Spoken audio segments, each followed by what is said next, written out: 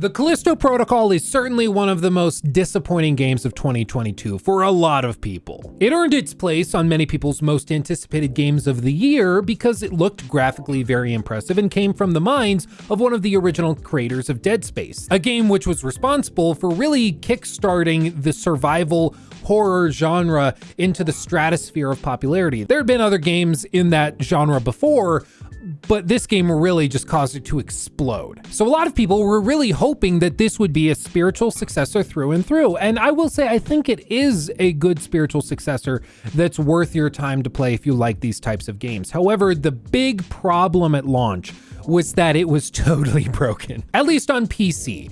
On PC, the stuttering issues were so prevalent, it was honestly quite difficult to play. My understanding is that this is a remnant of the Unreal Engine and shader compilation issues. It's something that we've seen in a lot of Unreal Engine games recently, perhaps most notably and memorably in the form of Gotham Knights, a game which was panned globally thanks to its horrible optimization, mostly on PC. But in the weeks since launch, apparently they've fixed those problems in Callisto Protocol. So today I figured we would go back and try it to see, for one, if they actually have fixed it, two, if it even matters, and three, I want to tell you a bit of the backstory of the review process and perhaps just why Callisto Protocol turned into the game that it turned into, specifically with it being so broken at launch. Because there's some stuff about what happened the day before the game launched for us reviewers that I find extremely odd and perhaps indicative that they're telling the truth as to what happened. Of course, if you enjoyed the video, make sure to hit the like button. It actually does help. We don't just ask you to do that as YouTubers for nothing. It actually does make a difference. So if you could do that, that would be great. Like the video. And of course, subscribe to get notified of new content like this every time that it goes up on the channel. We upload every Monday and Friday with the occasional Wednesday video sprinkled in. And I don't have a sponsor or anything like that for this video, but if you do want to support the channel and what I do here,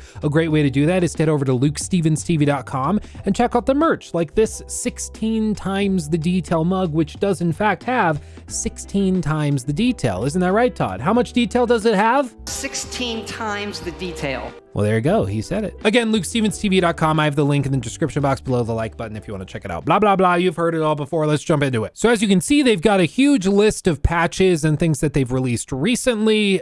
I've downloaded all of it, and I've recently reinstalled all of my graphics drivers. So if this really was a shader compilation issue and they fixed it, we should have a smooth gameplay experience. If they haven't fixed it, we're gonna run into all the same things since I reinstalled those graphics drivers with a clean install so that there's none of those shaders already compiled, blah, blah, blah. I don't totally understand it, but that's what I've been told you need to do. So here we go. Oh, and boom, first thing we see when we boot up the game, compiling shader progress.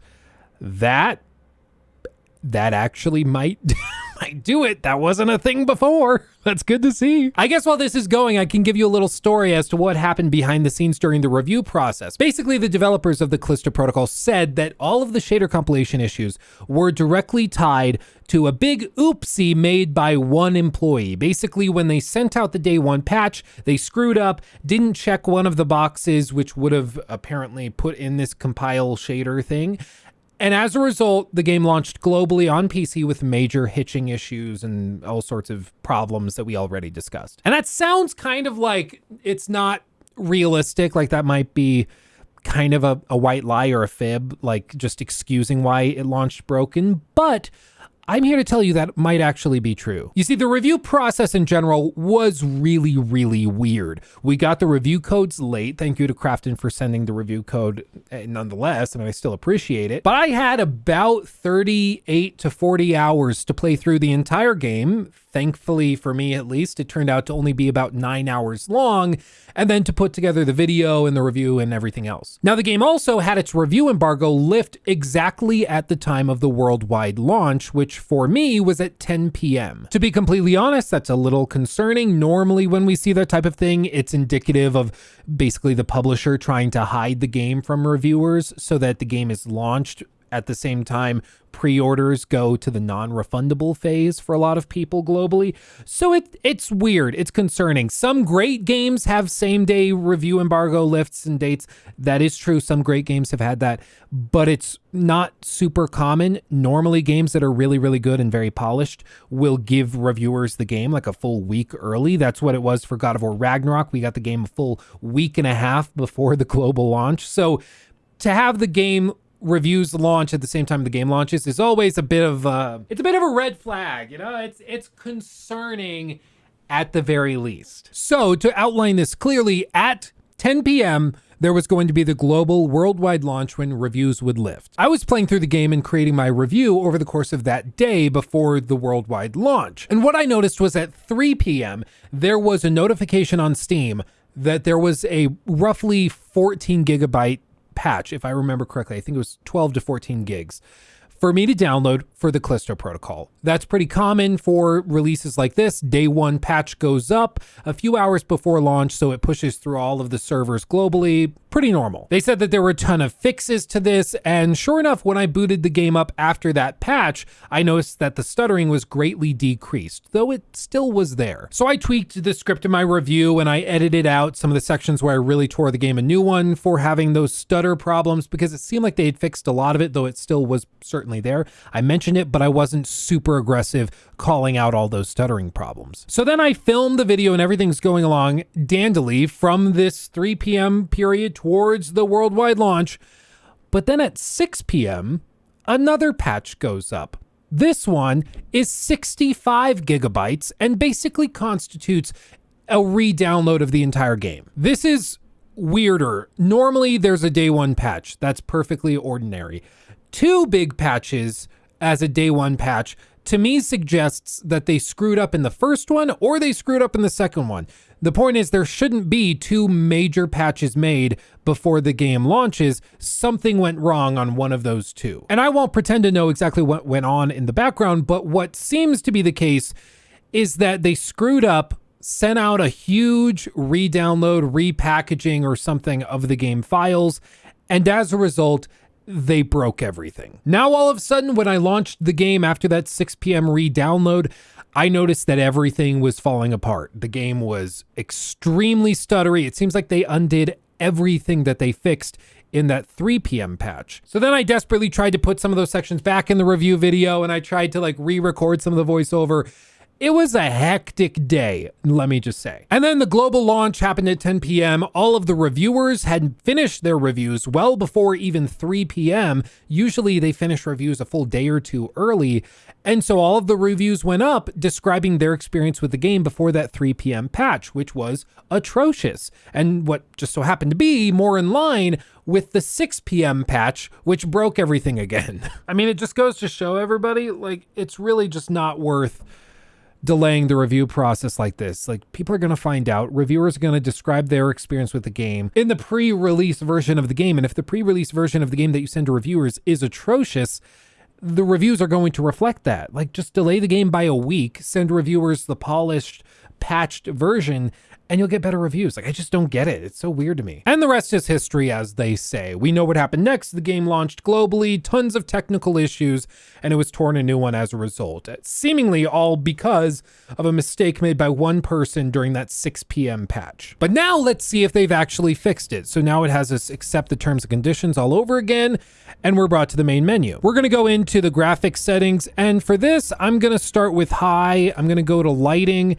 You can see I've got ray traced stuff disabled. Let's turn that on. Reflections, let's set it to medium, hit apply. In case you're wondering, I'm running a 3080 and a 5950X with 64 gigs of RAM. The PC itself is very powerful. I'm just trying to gauge what this game is capable of doing running that given hardware. If you want to see my full stats and everything in the link tree in the description box, you can click on that and then it'll take you to my kit as one of the options. And that gives you a description of all of the hardware I use, everything from cameras, lenses, lights, the PC, everything. So if you want to see how the magic happens, you can check it all out there. All right, and we are loaded into the game. Now to show you what this game is actually running like, I'm going to go Windows G to bring up the gamer whatever panel. And then the performance tab here, I'm just gonna hit pin and then click out, and then it'll actually stay there so you can see GPU utilization, CPU, VRAM, RAM, FPS, everything. Now from the start, I will say that it's actually running quite stable. It's not like crazy high frame rate, but this is also running at 4K, upscaled with the FSR mode. Oh, there's a little stutter, a little more. So like, this is a pretty heavy task to ask the game to do, but it's inconsistent, but it's not horrible. You can see as we get into an area with some characters, the frame rate drops down towards 30. It's not the worst thing I've ever seen. Oh, my bad, my beat. Whack, whack, whack. Now from here, if I wanted to keep experimenting with the settings, they have not fixed the issue that really drove a lot of us crazy, which is that if you go into settings from here, you literally can't change anything about how the game is running from this menu. You have to back out all the way to the main menu to change any graphic settings, which makes tweaking this game's performance an absolute nightmare. But let's go in here. Let's go graphics preset. Let's just set it to high, apply it, changing ray trace settings. Please hold. And we'll check it. You'll see that now all of this is disabled for ray tracing specifically. I'm also going to go in here. I'm going to turn off the AMD FSR stuff because there's been rumors and people have been saying that that can also affect performance on like NVIDIA cards. I don't know if that's true, but let's see it. Let's see if we can get this running at least at 60 frames. Okay, and here we are back in the same exact area, and it's running more like 40 to 50, but still not where I would have hoped. Okay, we'll turn back AMD FSR 2. Let's see if it's able to juggle it a little bit better when it's upscaling. Let's go to the same area again. We're really pushing this thing, right? We're really putting it through its paces. Let's see where we're at. 38, 73. Okay, about 15 frames higher than we were before. Let's move forward. I mean, slightly better, but not by a lot. Okay, now we're back at an earlier point in the game. I don't know, man. I think one of the unfortunate realities of the Callisto Protocol is that it just doesn't run super well. Like, it's just not very well optimized. Unfortunately, I wish that wasn't the case, but it really seems to be the case. It's just not well optimized through and through, at least on PC. I don't know about you guys, but I personally much prefer it when games hold like a steady performance level instead of bouncing between like 80 and then back down to 50 or 60. Some people can play games like that. For me, it makes me like motion sick. I can't do it. I'd rather it look crappy but run at a smooth 60 than look pretty good but bounce between like 85 and 60. You know, that's my personal preference. That's just me. And I mean, you can see on that chart in the bottom left just how varied the frame rates really are. I will say people have also torn this game a new one, saying that the dodge system is totally horrible and one of the worst dodge systems of any game in recent memory. I think that's an exaggeration, but I do agree, like, it breaks when there's multiple enemies on screen. But for one enemy at a time, I don't think it's that terrible. Just because it makes some boss fights suck doesn't mean the dodge mechanic sucks. It just means that the design of those bosses and their movesets sucked. So, but then out of these moments when there's no characters on screen, then it drops. But like you see, we're looking out here, it's down in the 70s and 80s. I turn back around and face this wall, and the frame rate's gonna go back up towards 100. Yeah, 96, 99. 100, then I turn back over here and it's going to plummet back down probably towards 70. Yep, sure enough. It's just very inconsistent. So what's the verdict on this after testing it for a little while? I'll say it does seem to be improved. During the review process and at launch, when we played this on launch day, it was basically unplayable. I mean, it was really tough to get through this thing before the game released, before that 3 p.m. patch. And then on launch day, after they undid all that progress, it was even worse and it was terrible. But with that being said, the game was horrible at launch on PC. Now, I'd say it's playable. Is it running as well as it should be? Is it like as optimized as it should be?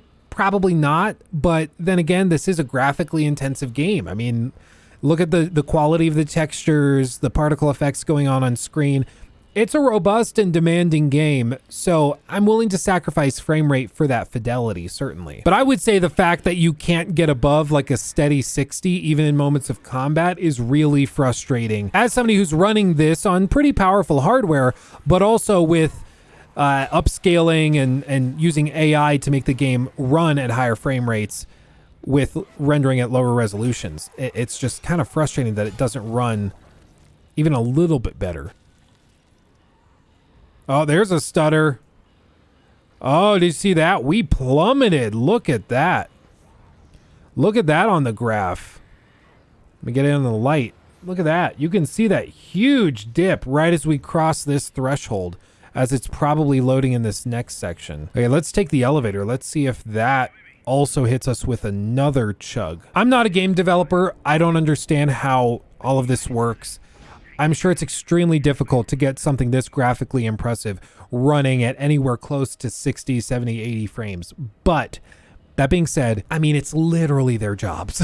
Like, I hate to be that guy, but they're asking us to pay $70 a copy for this game. And I mean, at the end of the day, it kind of falls back on them. But yeah, anyway, final verdict, as I was saying, I think it's playable now. There's the occasional dip when you're walking into a new area. That's common in pretty much all games, so I'm willing to forgive that. But I mean, it's a graphically very impressive game. It's just not going to run like silky butter, and that's just how it is with graphically demanding games. I wish it were a lot more consistent, because you can see we're bouncing between like 90 frames and then dropping down into 50 and 60, but what are you gonna do? I wouldn't say all of the game's problems are fixed. It could still use some refinement, but the problems that plagued the game at launch seem to have been addressed, and now you can play the game without it being totally horrendous in every way possible. The core issues within the game are still going to be there. There's still issues with enemy variety, issues with level design, issues with the narrative being painfully predictable, a main villain that's as horrible as you possibly could. Like, if I were trying to write a sucky villain, I would have written somebody better than this. And other issues like the dodge being broken when there's multiple enemies on screen, horrifyingly stupid boss fights, which are copy and pasted all throughout the game. All those issues are still going to be here even with the game running properly, but the one kind of saving grace with all of this is that with the game having received such negative reviews, it's going to receive heavy price cuts. It's going to go on sale. You're going to be able to get this for like 40, 50 bucks. And at that price point, I do think it's fun as somebody who enjoys survival horror games. And at that point, I think it is worth picking up. I know it would be easier for me to just be like, lol, broken game, never touch again, sucks to suck. But let's be perfectly honest. The game itself is not a 10 out of 10. But even 8 out of 10s or even 7 out of 10s are still worth playing a lot of the time, especially at the right price point. And that's something to remember. It seems like nowadays, if a game isn't on the level of like God of War Ragnarok or Elden Ring or The Last of Us Part 2 or whatever else, lol, he said The Last of Us Part 2 saying it was really good. Haha, loser, I know. But even with that, not every game needs to be a perfect masterpiece to be worth your time and dollars. It just depends on what the price point is. And in this case, I think if this game goes on sale at like 40, 50 bucks, I think it's worth picking up at that point. It's not going to blow you away, but it's a fun 9 to 10 hour experience that I'm glad I had. But you know what? That's going to do it from me. Thank you for watching. Hit the like button if you enjoyed it, and make sure to subscribe below if you want to see more videos like this. Also, comment if you have suggestions. I'm always open to taking suggestions for videos to tackle in the future. People were asking me to do sort of an I tried revisit thing for Watch Dogs. I think that could be interesting, the original one. So if you want to see that, let me know as well. Of course, follow all of my social media, which I've got here, and all of the links for all of these platforms, including our Discord, are in the link tree, again, in the description box. I'm trying to be like a good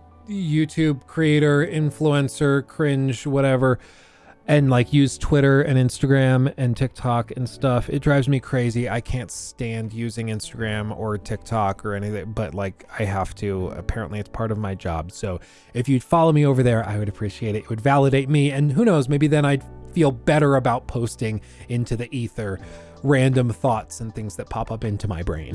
And the last thing that I will mention is that I live stream every Monday, Wednesday, Friday over on Luke Stevens Live, my second channel here on YouTube. We were Twitch partners, and then Twitch turned into a cesspool. So I moved over to YouTube. We're loving it a lot more, and it's going really, really well. Come over, say hi. We usually have a few hundred people hanging out with us in chat. I would love for you to be one of them. It's a great time. We play games like this, look at gaming news, and talk about the latest trending things in the world. It's a really good time. So come over, say hi. Just look up Luke Stevens Live in the search function, or just click the link in the link tree and you can find us that way. But with that, I'm going to go prep for New Year's. It's been a wonderful 2022, everybody. I appreciate every single one of you. You've helped make this the most successful year for this channel we've ever seen. I am truly humbled by it. I'm blown away. You guys knocked my socks off. I mean, you guys are absolutely amazing, and I don't deserve any of you, much less well over 325,000 of you. So I'm truly humbled. I appreciate every single one of you more than you possibly know. I love you all. And here's to 2023. It's going to be the biggest year yet. It's going to be awesome. There's nothing in this. It's empty. I should have filled it up with something, but cheers to the new year. Much love, everybody. I'll see you in the next one. Hugs and kisses. Bye-bye.